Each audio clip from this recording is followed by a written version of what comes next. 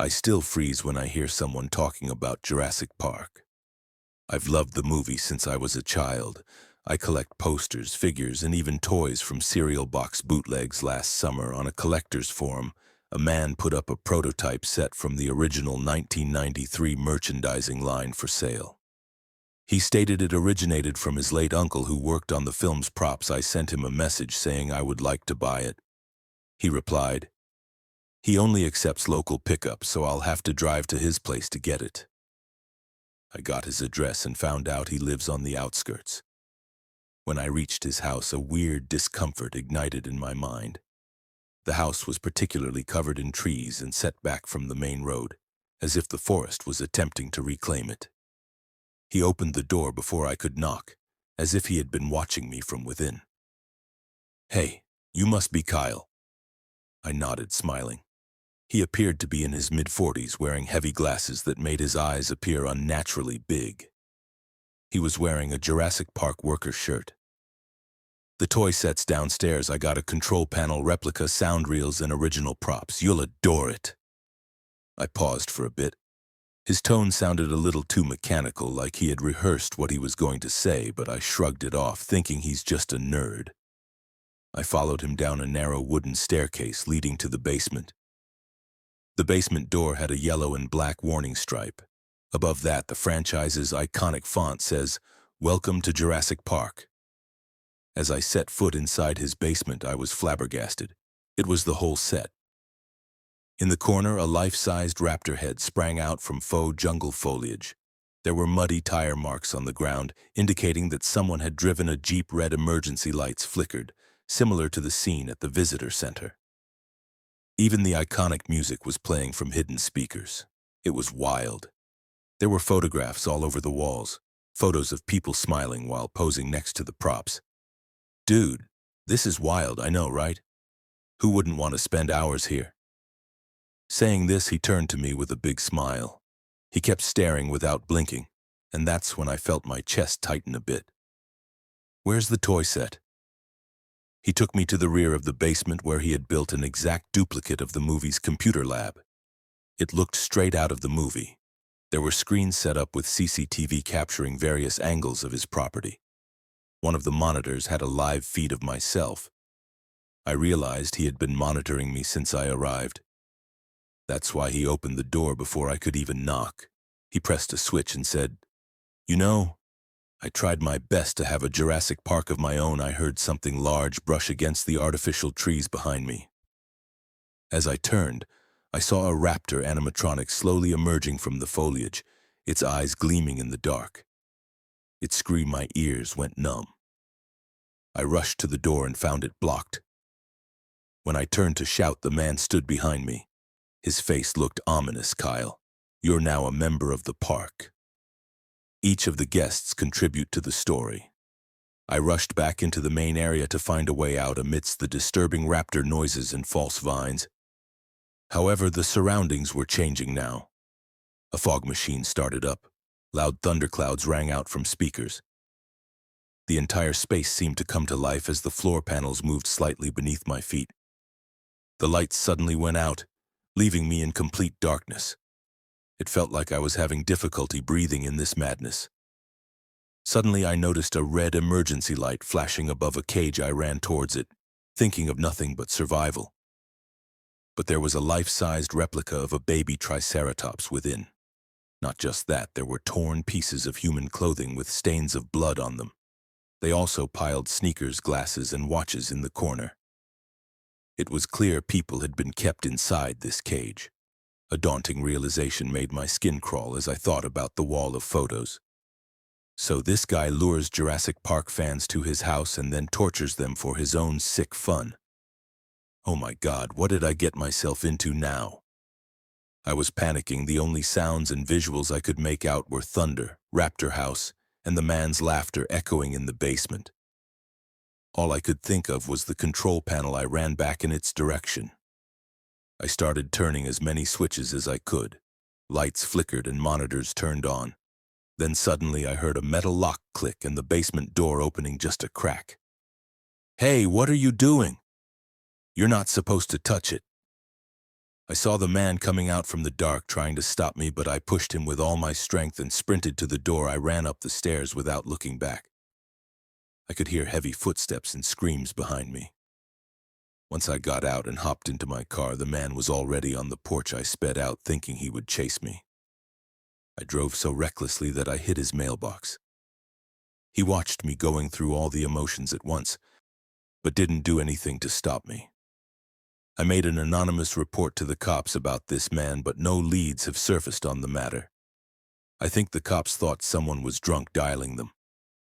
Who would believe that a man has built his own personal Jurassic Park at home where he traps victims to keep with his animatronic dinosaurs? It happened in the summer of 2004 when I was 12. My best friend Leo and I were spending a weekend at my grandparents' property in rural Nebraska. My parents used to drop me out there every summer, but this was the first time they let me bring Leo. We recorded our own version of Jurassic Park using my dad's old camcorder. As we were both major fans of the movie, we rushed across cornfields on Saturday, acting as though raptors were after us. Leo had a toy flare that he would wave around while fining to divert a T-Rex, and I wore a cowboy hat like Dr. Grant. It was dumb fun, and we laughed the whole time. There was no smartphones back then, only antiquated VHS tapes and imaginations. In the early afternoon, we strolled past the ancient red barn and reached the property's back boundary, which was farther from the house. We noticed the fence at that point. It was a tall wire fence that ran the length of the field with signs reading electric fence spaced every few feet. To most kids, that would be the end of the story. However, we were only 12. We didn't care. We simply took action. That scene from Jurassic Park came to mind right away. The child climbs the electric fence and is blasted off of it when the power comes back on.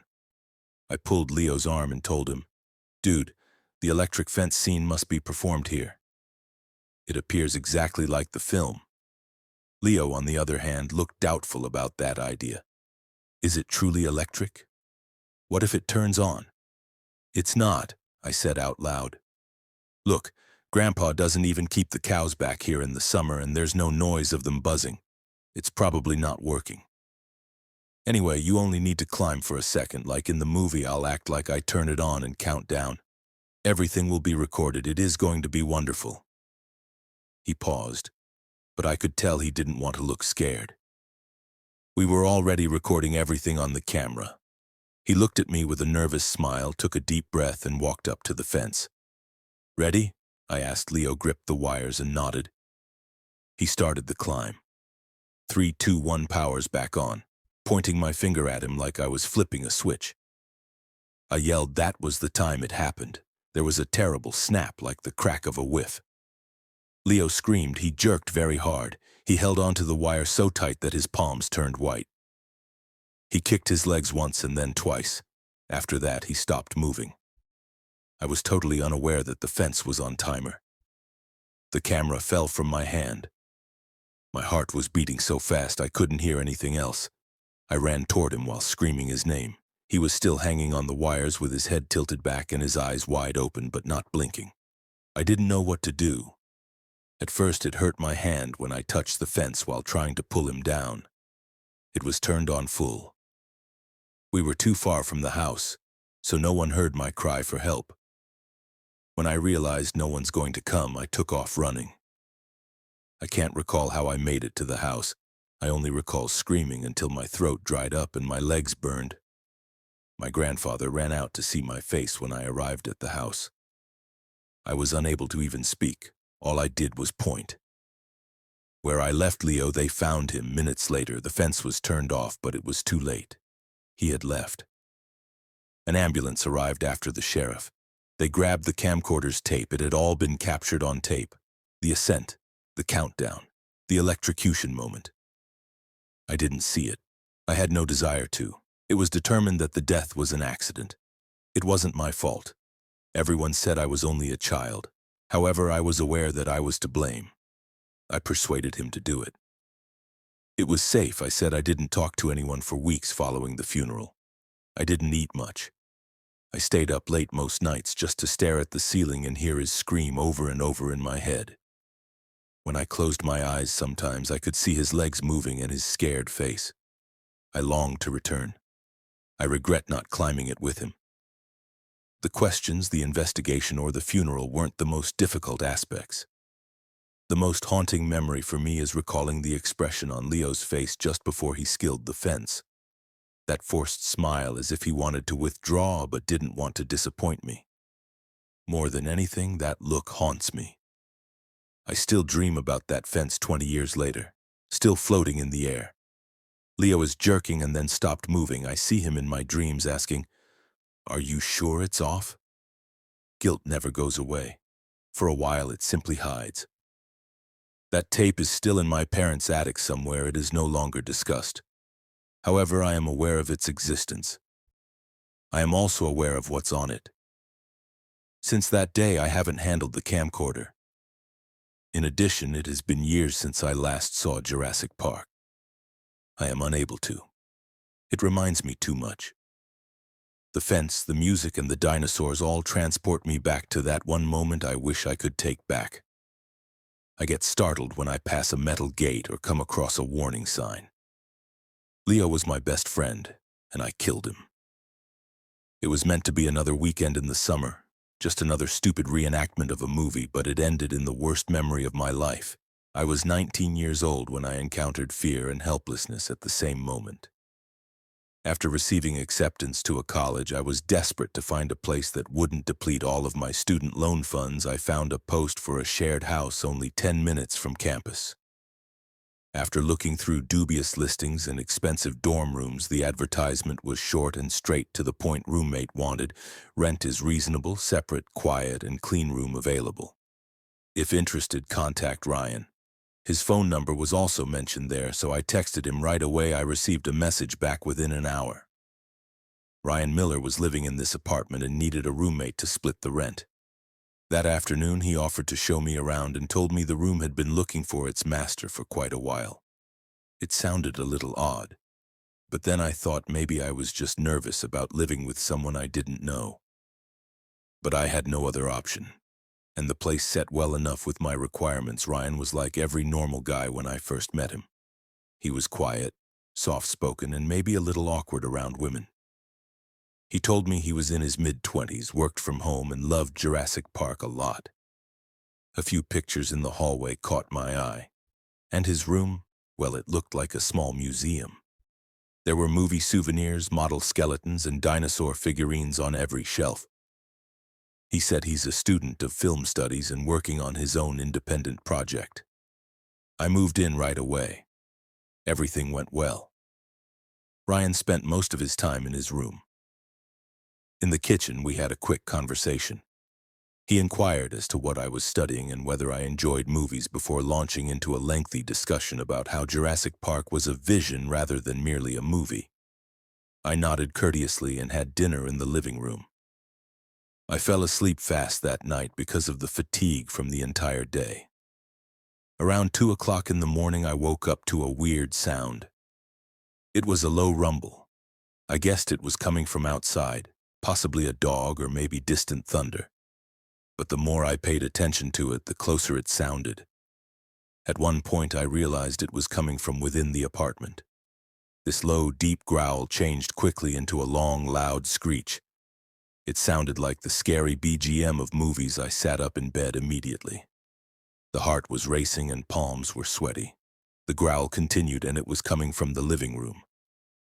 I got out of bed slowly and opened my door just enough to see what's going on. What I saw made my stomach turn. Ryan was down on his knees, crouched in the living room corner. He had on a full velociraptor mask like the ones you can find in Halloween shops. I heard the same growling sound and understood it was Ryan who was making it. Music. His hands were clenched like claws, and he was moving from side to side like he was stalking his prey. I quietly closed and locked my door. I thought it would be safer if Ryan didn't know I saw him, but I thought wrong. Within the next few seconds, soft knocks started appearing on my door, followed by creepy whispers. "I know you're awake. I heard you move." I stood next to the door, terrified for my life. Ryan spoke again, and this time louder. "I need to talk to you. You're flawless. Just what I was searching for. The missing component of my film is you. He sounded too composed, like he had just switched back to his human form, I asked, attempting to remain calm. What film? My loud screech. It sounded like the scary BGM of movies. I sat up in bed immediately. The heart was racing and palms were sweaty. The growl continued, and it was coming from the living room. I got out of bed slowly and opened my door just enough to see what's going on. What I saw made my stomach turn. Ryan was down on his knees, crouched in the living room corner. He had on a full velociraptor mask like the ones you can find in Halloween shops. I heard the same growling sound and understood it was Ryan who was making it music. His hands were clenched like claws, and he was moving from side to side like he was stalking his prey. I quietly closed and locked my door. I thought it would be safer if Ryan didn't know I saw him, but I thought wrong. Within the next few seconds, soft knocks started appearing on my door, followed by creepy whispers, "I know you're awake." I heard you move. I stood next to the door, terrified for my life. Ryan spoke again, and this time louder. "I need to talk to you. You're flawless, just what I was searching for. The missing component of my film is you." He sounded too composed, like he had just switched back to his human form, I asked, attempting to remain calm. "What film?" "My version of Jurassic Park. I'm making it again. Better, though. More realistic. And the lead is you. I picked you for that reason. You're here for that reason." My blood froze. "I never consented to this, Ryan. I have no desire to appear in any film. You're not getting it. The script was written by me. I've practiced my lines. The raptor requires a target to pursue, someone to yell at. I know your screams will be perfect for my movie." I moved away from the door. "I'm going to call the cops if you don't leave now." Silence prevailed for a few seconds. Then I heard footsteps going away. I spent the rest of the night sitting in my bed, clutching my phone closely. I jumped at every sound. I couldn't stop thinking about the mask, the swaying gestures, the growls, and mostly how much Ryan wanted to hear my screams. The next thing I remember is that I grabbed my suitcase, packed everything I could put inside, and snuck out the door. As soon as the first rays of sunlight hit my window, Ryan's door was closed. I did not bother to tell him that I wasn't spending a second more with him. I never returned. For days he called me from different numbers. He mumbled phrases from his script into voicemail. "The park isn't complete without you. Please come back." I did not respond. I changed my phone number and relocated to a different block. This continued for a month until one day he stopped calling. I was happy that he's gone from my life. But till today, when the lights are turned out and the room is calm, I occasionally see Ryan in the corner wearing that raptor mask, his eyes gleaming yellow in the dark.